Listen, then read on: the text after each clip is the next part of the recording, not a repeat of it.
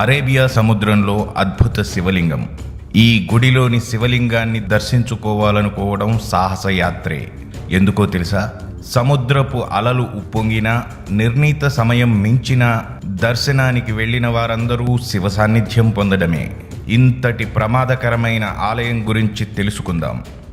గుజరాత్లోని అహ్మదాబాద్కి దగ్గరలో భవ్ నగర్కి సమీపంలో ఉన్న అరేబియా సముద్రపు ఒడ్డున ఈ ఆలయం మనకు కనిపిస్తుంది. కోలియాక్ అనే గ్రామం గుండా వెళ్ళి ఈ నిష్కళంక మహాదేవుడి ఆలయాన్ని దర్శించుకోవాలి. సముద్రంలో సుమారు 1.5 కిలోమీటర్ల లోపల ఈ ఆలయం నిర్మితమై ఉంది. సముద్రపు అలలు తగ్గుముఖం పట్టే మధ్యాహ్నం వేళలో మాత్రమే మనం అక్కడి లింగేశ్వరుడిని దర్శించుకోవాలి. ఇక్కడ నందీశ్వరుడితో పాటు 5 లింగాలు ఉంటాయి.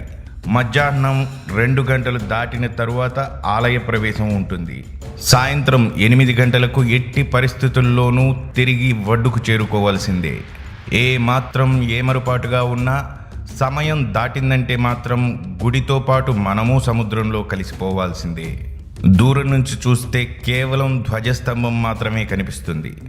అలల తాకిడిని తట్టుకోవడానికి కట్టిన తాళ్ల సహాయంతో జాగ్రత్తగా వెళ్ళి స్వామివారిని దర్శించుకోవాలి. కురుక్షేత్ర సంగ్రామం తరువాత పంచపాండవుల చేత ప్రతిష్ఠింపబడి పూజింపబడిన 5 లింగాలలో ధర్మరాజుచే ప్రతిష్ఠింపబడిన ప్రధాన లింగాన్ని పూజించడం వలన భక్తుల కోరికలు నెరవేరుతాయట. తమను వదిలి వెళ్ళిన ఆత్మీయుల అస్థికలను ఇక్కడ కలపడం ఒక ప్రత్యేకత. పౌర్ణమి రోజున ఈ ఆలయ సౌందర్యం ద్విగుణీకృతం అవుతుంది. చంద్రకాంతిలో లింగేశ్వరుడి దర్శనం అద్భుతం. ఇక్కడ పూజారులు ఎవరూ ఉండరు. భక్తులే స్వయంగా పూజలు చేసుకోవాలి.